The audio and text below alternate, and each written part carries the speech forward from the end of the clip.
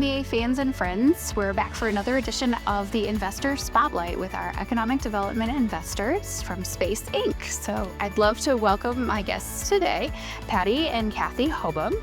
And let me first start by saying welcome, but also congratulations on 30 years. Very much. Sincerely appreciate that. Absolutely. So you're doing some special things to celebrate 30 years? We are. We're trying to overly discount seating. Actually, we're doing a couple of cool things. We're renovating the showroom. We've done a couple things internally, but really just celebrating 30 years. I mean, that's hard in any sort of business. So to be able to make it 30 years, pretty successful, but looking forward to the next 30 years as well. Wonderful, wonderful. Well, certainly you've been a staple in Midland's office market, but you really work far beyond just Midland, right? We do. We work nationally with federal agencies, and we just got our first international job in Germany. We're going to be going over there in June and helping them with the reconfiguration and move. So we're excited about that. That's our first big international project. That's wonderful. Congratulations. And in your 30th year, that's great. One of my favorite things to ask is why? Why Midland? Why the office furniture industry? What is really your why? Okay, I'll start with that, and then you can add to it. In 1995, my background is actually in teaching. Mm-hmm. I am a former high school teacher, and a very proud cheerleading coach. I did that when I first graduated from college. Got into the industry in office furniture in Battle Creek, but then moved up to Midland and this area. My mother happened to be the dean of students for Northwood University, so it worked out very nicely. We had family here, and then over the course of about 10 years, realized what a special community Midland was. The place to work, the place to play, the place to raise children, and it's such a nice place. My son actually came back from Colorado and decided to live here. It's wonderful. So Yeah, and so from my end, I grew up in Midland, very outdoorsy, played soccer, used a lot of the amenities here. And I always knew I was coming back into the family business. So one of the things I wanted to do was get out. I played soccer in college, and I ended up going to a school out in Colorado, and it was called Fort Lewis in Durango. Lived out there for a couple years, lived in Denver for a year, lived in Breckenridge for a couple years, and had to work outside the company before I was going to come back. And so one of the things that I learned, one, was how good the school systems were here in Midland. I didn't really know until I went out, and then I came back and I was like, well, the amenities mixed with, what Midland has to offer. And then from a raising your kids standpoint, I knew it was a great place to grow up. And then, being around my parents was important, and being able to raise my kids. I just filled out the school of choice thing the other day. So they're going to be, hopefully, if we get in, a Chestnut Hill chipmunk, just like I was. So it's just been such a cool journey. And from a networking standpoint, I think Midland brings a lot to offer just based on the businesses that we have and the access to professional leadership. So for me, I'm biased, but it's one of my favorite places. Certainly. Well, I have two Chestnut Hill chipmunks of my own. Now, I understand you're a Dow High grad, though. Oh, Midland High. Midland sale. So I'm so glad to hear that we're both on the right side of Slightly offensive, but No offense. No offense to my Dow High friends, but certainly we bleed blue in my house.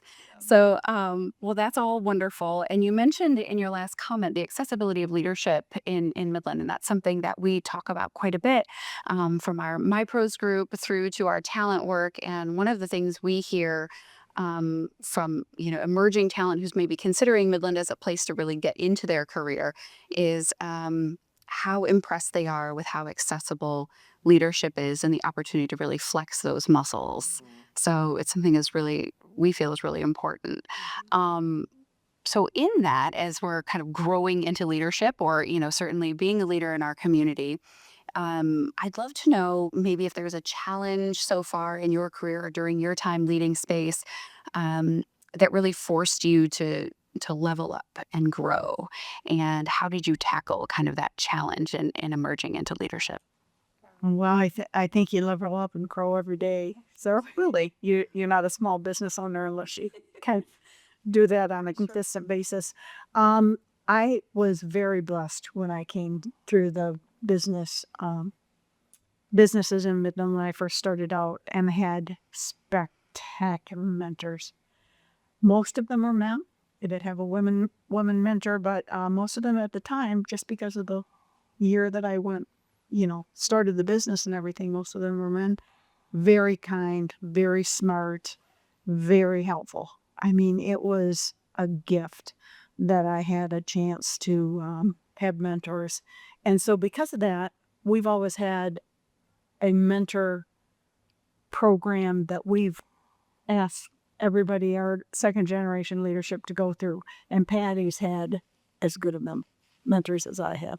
Yeah, and from a challenge, I'll kind of go with both of the questions, but yes, I'm fortunate to have wonderful mentors. Actually, Diane was one of my mentors, and she was unbelievable.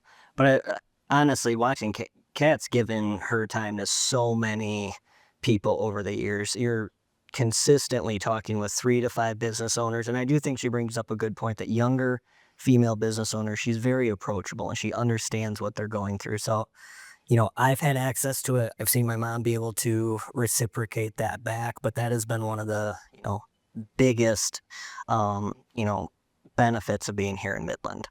Now, from a challenging standpoint, one of the things that we had in our industry was COVID. So, when you're in an interior design industry and you're, helping people create spaces that are commercial, and you get that kind of situation that happens, that allows you to really have to pivot quickly. So we did some really cool things.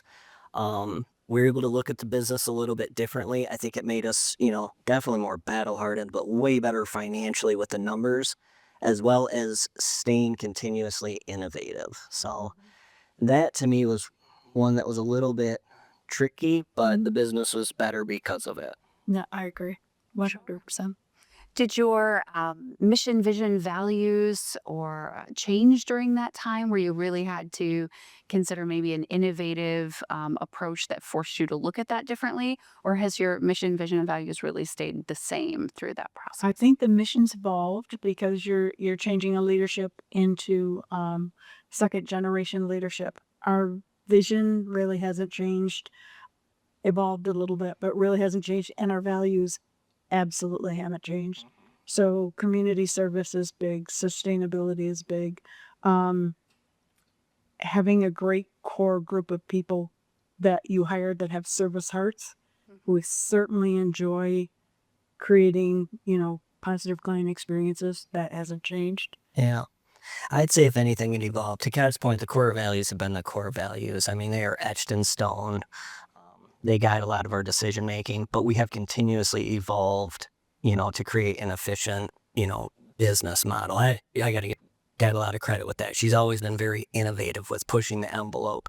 So we've thrown a lot of stuff out there, but we've also had a couple of them stick. So we have that in our culture to really be, innovative and cutting edge and try to be first and the fastest. And that really, really came through the culture. So when we had a COVID, it wasn't a huge shock to the team. I mean, they were obviously interested to see what we were going to do, but they were ready to pivot and slide whichever way we chose. And to me, that was a kind of a turning point in the business. Yeah, I think so too. Sure. So you mentioned kind of culture has stayed the same. Your vision and values are really a core to you are as a business. Is there a leader you could point to, or a book, or a podcast, or a way of learning and evolving that has been core to that? A couple of organizations that have been really helpful for us. I'll talk about Aileron, you can talk about that. There is a organization in Dayton, Ohio. It's called Aileron, like the wing on an airplane. Their mission is to help second stage entrepreneurs succeed. And we went through their programs probably 10, 15 years ago, and it was very good for understanding the business of running a business. So not working in the business, working on the business, and that changed mentality. But I think even more so is the Edward Lowe Foundation, and Dad just got back from a conference there.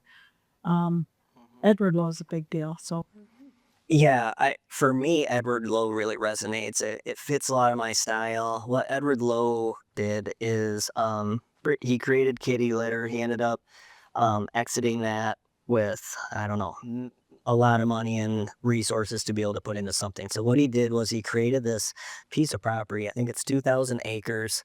I'm really big into conservancy. I'm affiliated with Little Forks Conservancy here, so that also resonated with me. But he built an animal wildlife sanctuary, and then created a business incubator on this property. And it's down in Cassopolis, Michigan. But if you win certain awards in Michigan, I think we won. Michigan 50 companies to watch is how we happen to get involved. Yeah, so we won Michigan 50 companies to watch. We were able to get introduced into the Edward Lowe family and what they had to offer. And that to me has been really transformational because it's way different. A lot of times you'll go to a conference or something like that, they'll give you a task book and you go through and you learn different tips and tricks. What this does is it secludes you in an environment that is made to foster innovation. So you go there and, instead of, going there just to sharpen your axe, you go there to figure out, if there's chainsaws available or what's out there, what kind of concepts am I not thinking of? So you step back a little bit and then you're able to execute and apply. And to me, that was one of the few things that does that for an entrepreneur. Because as a business owner, you're changing gears a lot. So you're focused on HR, you're focused on marketing, you're focused on technology, and you're focused on your core business. So when you can take a step back and then focus on which one's going to move the needle the most and how, that to me was one of the most transformational things that we started doing. I appreciate that very much. I always like to offer the opportunity of, news happening with the team, maybe promotions or announcements other than 30 years, of course, which is an incredible achievement. But anything new happening with the team over at Space? well, on a daily basis, there's always some big old surprise. Yeah. I think that the biggest thing right now is really the transition between Gen 1 into Gen 2. And we've worked on this for a long time, and Paddy runs day to day for us, and he's more than capable of taking it into the future. And from a parental standpoint and from I'm your boss, right? It's been a joy to watch that transition happen and just see where he's going to take the business. So probably the biggest exciting thing that's happened, plus being, open for 30 years. And I think some of the coolest things that we're doing from an innovation standpoint is leveraging the idea of remanufacturing and lending that into our concept. To me, that's the way of the future. Every other company or every other industry typically utilizes remanufacturing.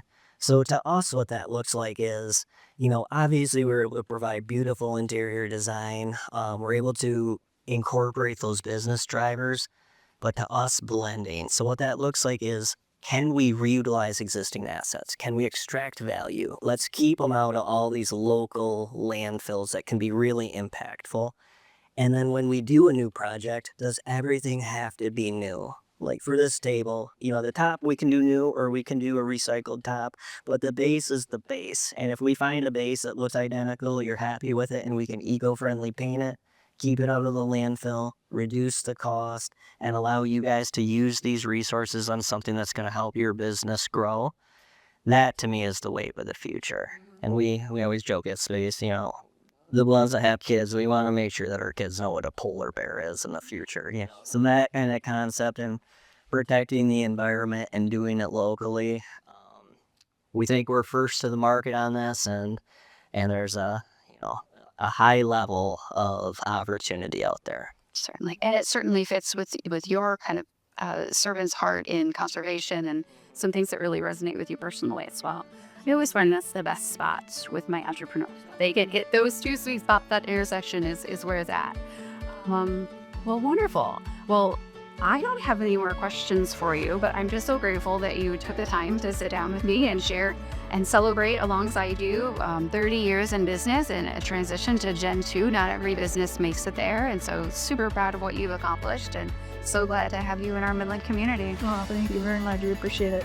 Being a member of the Chamber of Commerce was the very first thing we did in 1995 when we opened the door. We came down and gave you a check and joined and have been active in the chamber for a long time. So absolutely highly recommend Midland Chamber, Midland Business Alliance, and obviously economic development. You guys do good work, and thank you for everything that you do. Yeah, thank you very much.